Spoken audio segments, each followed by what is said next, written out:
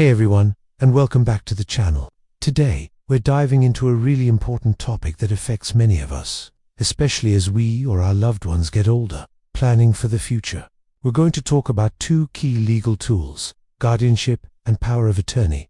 Now these terms might sound a bit intimidating, but my goal today is to break them down in a simple, clear way so you can understand the difference and make informed decisions for yourself or your family.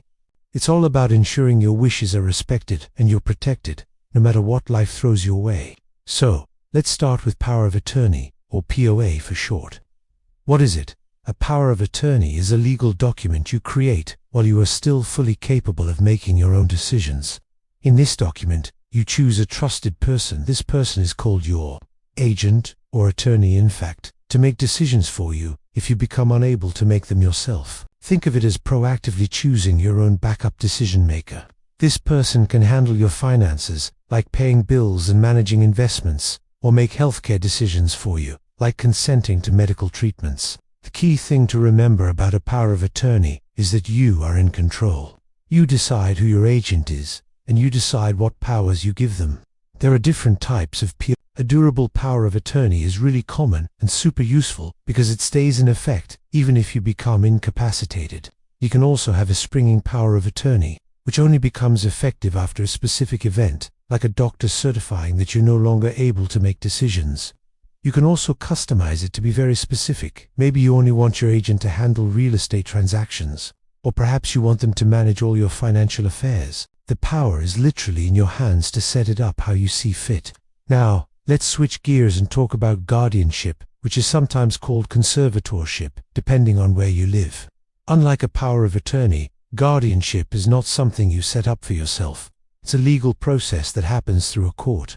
A guardianship is established when a judge determines that a person, often referred to as the ward, is no longer capable of making their own personal or financial decisions, and they have appointed a power of attorney. This could be due to advanced age, a severe illness like dementia, or a serious injury. In a guardianship proceeding, it could be a family member, a friend, or even a state agency petitions the court.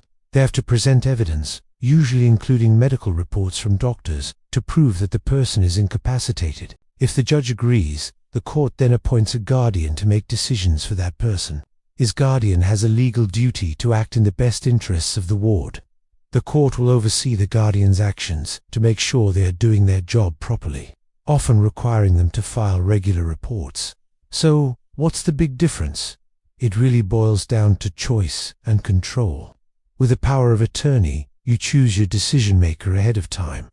You pick someone you know and trust completely. With guardianship, a judge makes that choice for you, while the court always tries to appoint a suitable person. Like a close family member, it might not be the person you would have chosen yourself. The process can also be public, time-consuming, and expensive, involving court fees and lawyer costs. It can sometimes even lead to disputes among family members who might disagree on who should be the guardian. Let's put this into a real-world scenario. Imagine your mum, let's call her Sarah. A few years ago, while she was perfectly healthy, Sarah created a durable power of attorney for finances and another for healthcare. She named her son, David, as her agent because she trusts his judgment completely. Now, unfortunately, Sarah has a stroke and can no longer communicate her wishes. Because the power of attorney is in place, David can immediately step in. He can access her bank accounts to pay her mortgage and medical bills, and he can talk to her doctors to make sure she is receiving the care she would have wanted. It's a smooth transition because Sarah planned ahead. Now, let's imagine the same situation. But Sarah never created a power of attorney. After her stroke, her bills start piling up, and important medical decisions need to be made. Since no one has the legal authority to act for her, David has to go to court to be appointed as her guardian. This process could take weeks or even months. During that time, Sarah's finances might be frozen, causing a lot of stress. The court proceeding itself can be emotionally draining for the family. A judge will ultimately appoint a guardian, likely David. But the process is much more complicated and stressful than if Sarah had a POA. This really highlights the proactive versus reactive nature of these two options. A power of attorney is proactive planning. It's you saying, this is what I want to happen, and this is who I trust to carry out my wishes. It gives you and your family peace of mind.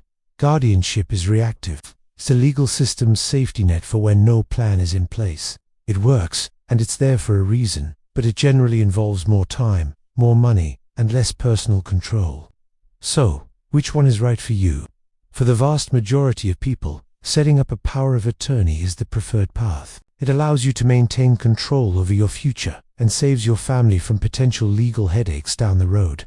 It's a powerful act of self-advocacy. You get to decide the who, what, and when of your future care and financial management.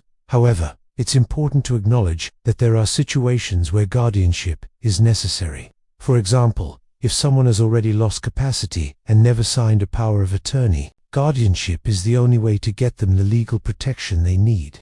It can also be necessary if the person appointed as an agent in a POA is not acting in the best interest of the individual. In that case, a court might step in and establish a guardianship to protect the vulnerable person.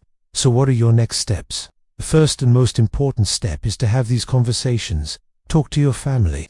Talk to your spouse, your children, your parents. It might feel a little uncomfortable at first, but discussing your wishes is one of the greatest gifts you can give to your loved ones. Make it clear who you would want to make decisions for you if you couldn't. Once you've had those conversations, the next step is to consult with an attorney who specializes in elder law or estate planning. They can help you draft the legal documents that are right for your specific situation and ensure they comply with your state's laws. This isn't a DIY project you want to tackle with a generic form from the internet. The laws vary from place to place, and a professional can make sure your documents are solid and will hold up when they're needed most. Taking these steps now, while you're healthy and able, is an incredible act of love for your family.